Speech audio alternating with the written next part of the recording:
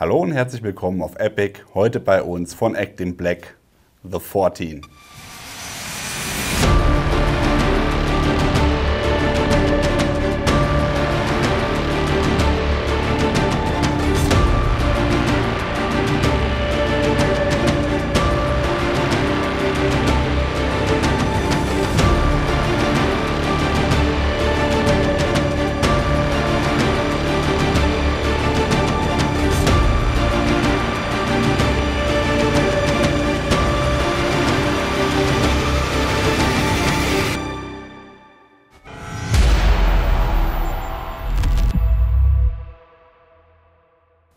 Kürzlich haben wir euch von Act in Black das DT-NVS vorgestellt, Nachfolger des DT-NVG, ein Zweiröhrengerät, also mit zwei Durchguckern im Endeffekt.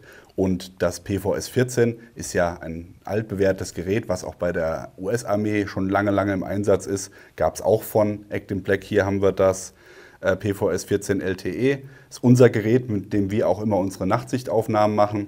Und jetzt neu das The 14.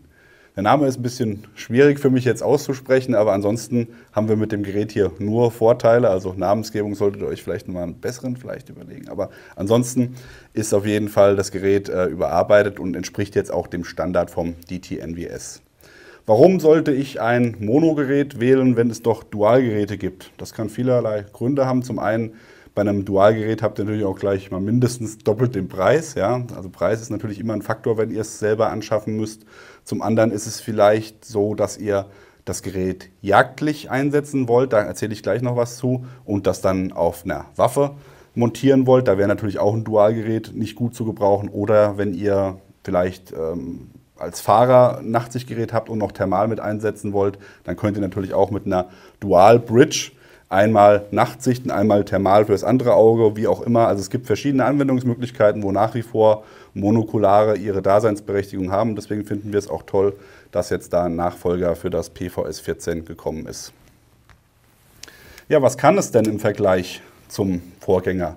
Zuerst einmal, es ist leichter. Das ist dem Kohlefaserverbundwerkstoff geschuldet natürlich, der auch beim DT-NVS schon im Einsatz war. Man hat, wenn ihr es mal direkt im Vergleich hier seht, das Gehäuse ein bisschen schlanker gemacht, ja, und die Aussparungen hier dann nochmal zusätzlich verstärkt, damit man einfach die Stabilität nicht verliert, obwohl es leichter ist. Wie viel ist es leichter? Das hängt jetzt natürlich immer davon ab, welche Röhre ihr einsetzt, welches Zubehör noch mit verwendet wird, aber Act in Black sagt, das sind so zwischen 40 und 50 Gramm, die man dann nochmal einspart. Hört sich nicht viel an, 40, 50 Gramm, aber wenn ihr das am Helm oder am Kopf längere Zeit tragt, dann ist jedes Gramm, was da natürlich gespart wird, auf jeden Fall ein Vorteil. Ja, gehen wir einmal kurz, wie es kommt, übers Zubehör. Natürlich wie immer hier im schönen Case von Act in Black.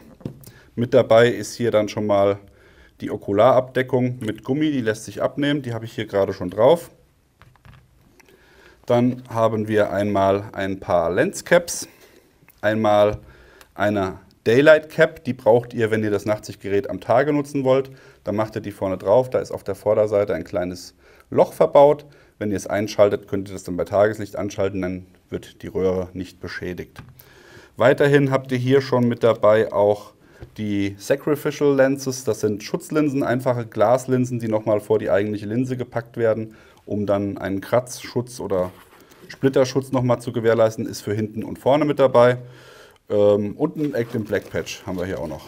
Der ist hier unten drunter verborgen. Ja, ansonsten ist das Gerät im Vergleich zum Vorgänger möglichst nah am PVS-14 gehalten, dass wirklich so gut wie alles Zubehör auch passt. Also hier ganz normale Montagen für den Helm, so Geschichten passen da auf jeden Fall. Die Caps passen in der Regel. Alles, was schraubbar ist, müsst ihr schauen, das könnte unter Umständen nicht mehr passen. Wir haben zum Beispiel einen Kameraadapter, der passt jetzt hier bei dem Gerät nicht mehr. Da müsste man mit einem anderen Adapter arbeiten, aber nur so viel. Es ist eine hohe Möglichkeit an Zubehör vom PVS-14 nutzbar. Von der Ausstattung her habt ihr hier auch noch mal ein paar Goodies mit verbaut. Wir fangen mal mit dem Batteriefach an. Es ist nach wie vor mit einer AA-Batterie betrieben. Das Batteriefach ist jetzt hier ein bisschen verkürzt. Wenn man mal guckt, hier hat man diese große, lange, geriffelte Verschraubung gehabt. Hier hat man jetzt eine schöne, kurze, kleine Cap verbaut, wo ich auch nochmal das Ganze mit einem schönen Lasercut-Laminat daran befestigt habe. Also das haben sie wirklich sehr schön umgesetzt. Hier sitzt die AA-Batterie drin. Dann kann ich das Ganze hier einschrauben und einmal zumachen. Das Gerät könnt ihr so, wie es ist, 40 Stunden ungefähr betreiben mit einer AA-Batterie. Ansonsten habt ihr auf der Hinterseite, das war vorher auch so, also zu eurer Kopfseite, habt ihr hier den Ein-Ausschalter. Der ist zusätzlich nochmal für den IR-Zuschalter mit zuständig. Das heißt, ihr habt bei dem Gerät natürlich hier auch einen IR-Aufheller, wenn ihr bei absoluter Dunkelheit sehen wollt. Das ist ja ein Restlichtverstärker. Das heißt, normales Nachtlicht, Sternenlicht, Mondlicht reicht aus oder vorhandenes Restlicht von irgendwelchen LEDs, um damit zu sehen. Wenn es absolut finster ist und nichts leuchtet, wird IR zugeschaltet und das könnt ihr hier mit dem hinteren Schalter machen. Was jetzt das The 14 neu hat, ist hier vorne nochmal einen manuellen Regler. Damit kann ich einfach nochmal die Helligkeit des Lichtes steuern, der auf die Röhre trifft. Das ist eine ganz coole Sache. Hängt natürlich dann auch immer davon ab, welche Röhre ihr nutzt, ob die Röhre das Feature unterstützt. Wenn die Röhre es nicht unterstützt, könnt ihr hier drehen, so viel ihr wollt, dann passiert einfach nichts. Aber ist auf jeden Fall schon mal gegeben jetzt hier bei dem Gerät. Ein weiteres Feature, was hier noch dazugekommen ist, was das alte PVS 14 nicht hatte, ist die automatische Abschaltung. Das Gerät erkennt quasi, wenn es hochgeklappt ist, dass es ja, nicht in der Betriebsstellung ist und abgeschaltet sein soll. Das heißt, wenn es eingeschaltet ist über den Regler hinten und ich es jetzt abklappe, dann schaltet sich das Gerät automatisch ein und genauso auch in die andere Richtung. Wenn ich wieder das Nachtsichtgerät nach oben klappe, schaltet sich es automatisch ab.